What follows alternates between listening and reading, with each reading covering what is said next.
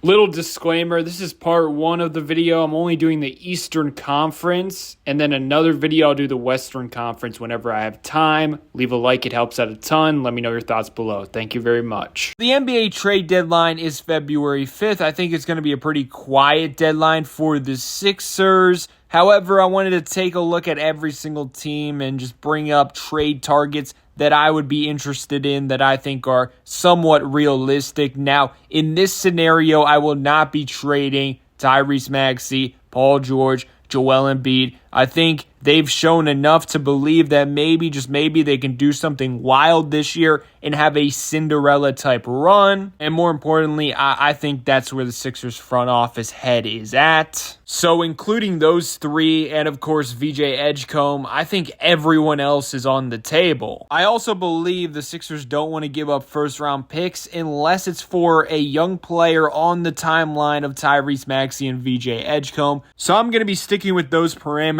in this video. So the way I want to do this, go to fanspo.com, start out with the Eastern Conference. Pistons and Knicks, I was looking, there's no one I want besides unrealistic targets. The Boston Celtics, maybe a Chris Boucher. We haven't seen anything from him this season, so I'm kind of out on him. Plus, I feel like Dominic Barlow and Jabari Walker are going to give you even or better production than a Boucher. I'm really interested in Sam Hauser. I think the Sixers could use a shooter like him at that size, but I don't see Boston trading him. But I would throw an offer of Grimes and Eric Gordon their way. Maybe they bite. Raptors were the same story as the Knicks and Pistons. Now, landing on the Magic, they have Jonathan Isaac, who hasn't done anything this year. He's averaging 3 points per game, but he is an intriguing archetype for the Sixers. 6'10", extremely long, great defender. His three-point shot has fallen off a cliff, and the contract moving forward isn't too great for that production. As I was saying, $15 million for the next 4 years. He's also very injury prone. I just talked myself out of him, I'm not going to lie. I think the idea of Jonathan Isaac is way better than what he actually is now. It's really more so if it doesn't work out, you're stuck with him. But I'm still going to leave this in just so you guys know everyone I was thinking about. Also definitely interested in Goga Batadze. It kind of feels like there's a little Isaiah Hardenstein in him. He's only 26 years old. I just think he would be a great starter for Knights without Joel Embiid. In terms of a trade package, I think you can do it straight up for Grimes. They really need guards who can score on that roster. If you don't want to give up Grimes, maybe you can get away with Andre Drummond and something else along with picks, but in my opinion, if you're not willing to give up picks, you probably got to give up Grimes or Jared McCain. Cavaliers have two players I was interested in. Dean Wade, maybe Larry Nance Jr., but he's been injured. But I certainly don't want to give up Jared McCain or Quentin Grimes or picks for those quality of players. So the Cavs would have to be fine with Andre Drummond, and that's it, and I don't think that's realistic. Not interested in anything Miami has. Now, Atlanta, Onyeka Okongwu supposedly up for trade discussions. The interesting thing about him, obviously he's in a power forward's body, but with Atlanta, he's been strictly a center, but with the Sixers, most likely he's going to be a power forward. But of course, on nights without Joel Embiid and just throughout a game, he still can play the center position. And it's also going to be interesting to see if he goes down the Gershon path or the Dominic Barlow path with the Sixers, because Gershon,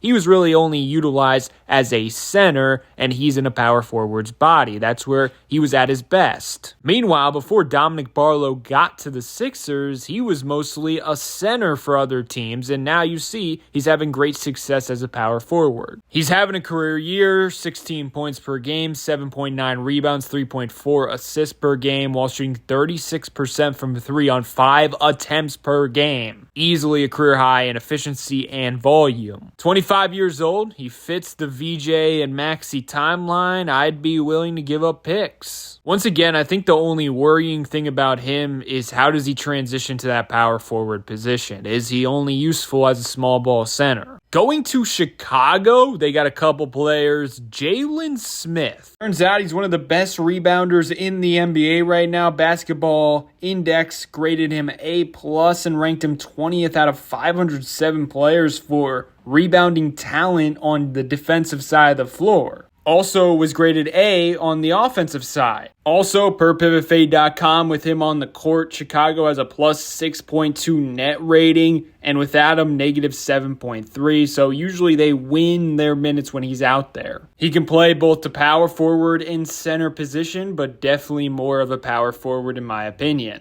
I will say, I think one of the reasons why his advanced numbers are so good with him on the floor is Io is one of the most underrated players in the league. He's probably going to get traded as well, and he's been having a career year. That two-man duo has a plus 7 net rating in 348 minutes. I would not be opposed to trading for both of them. I just think Io's super underrated and projects more as a two-way player than a guy like Jared McCain. I would be willing to do this, I'm not going to lie. And since McCain has been a dud this season, I do believe a sneaky need for the Sixers is another secondary ball handler outside of Tyrese Maxey. It's very risky though, because who knows what McCain looks like in a year after recovering fully from that injury. Another thing Io brings to the table is rim pressure, and I think that's badly needed on the Sixers. I also like McCain's fit on Chicago. I think it would be good for him playing next to Josh Giddey, a pass-first point guard, who also has a ton of size. With all that being said, I definitely understand from a Sixers perspective saying, no, I ain't giving up on McCain quite yet for that. For only that. Milwaukee, Giannis might get traded at the deadline with the way their season's going, and if that's the case, they're going to become sellers. Bobby Portis is definitely interesting in that aspect. 47% from three this season. If you want Jalen Smith, I don't know why you wouldn't be interested in Bobby Portis. Also grades as a great rebounder as well, A, for defensive rebounding talent. And you saw yesterday against the Cavaliers, Jabari Walker get a ton of corner threes and just can't connect. Dominic Barlow as well,